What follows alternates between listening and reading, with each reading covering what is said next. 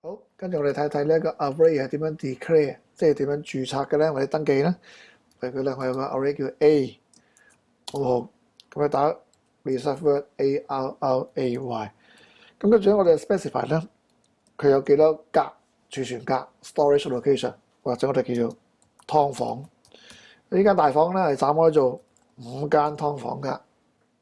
好啦，呢個 array 咧 A 咧 define 好咗啦喎，咁就可以擺嘢入去啦。譬如 A 嘅第一格，咁樣我哋用翻一個咁樣嘅 square bracket。譬如佢係啦，一分球4個分數，45分。第二格，咁啊，淨係照用嘅啫，好似一個普通嘅 variable 咁用。咁但係咧留意咧 array 嘅好處就係，即係你可以講明第幾格啦，用翻同一個 variable name，一個 variable name 可以擺幾個唔同嘅 data。咁但係咧佢有個限制就係，佢哋要全部係相同嘅 data type，譬如大家都一定係整數。好，5格入5個分數，咁啊我哋譬如佢哋又想加起個總分佢啦。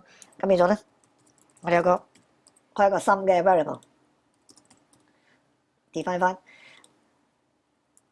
咁我哋咧 array 嘅好處咧，你就可以咧 loop 佢，可以咧寫個 for loop 5次，每一次咧就將 A 嘅某一格入面嘅分數咧加落個心嗰度。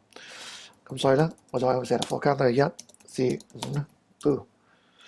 咁呢句咧又再出現啦，心係心加，好啦，我要將 A 嘅 array 入邊咧每一個嘅即係儲存格入邊嘅 number 加佢，咁啊 count 會由1數到5格，咁所以咧呢度我就落 A count。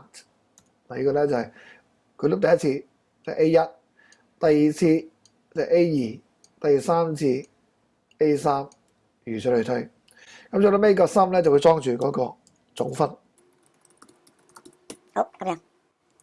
好，揾咗 run 呢個 program， 咁啊加埋總分咧係345分，咁咧嗰件事就即係簡單化好多，因為咧我用一個 for loop 去將咧5個 variable 嘅內容咧將佢相加，但係用同一個 variable name， 呢個咧就係 array 嘅最大好處。咁啊當然啦，呢件事可唔可以再簡化啲咧？咁樣譬如舉例啊，第6至第10行咧5個 assignment statement， 咁啊其實就唔係幾妥當嘅。咁好簡單啦，我哋可以 read line 入嚟噶嘛，係咪？所以咧 for count 等於1至5 do， 咁我可以咧寫一個 for do loop 去做 input data。咁 read line 咧今次咧 A count。咁呢啲 data 咧就變咗可以咧搬走噶啦，其實搬走擺喺 input box 度。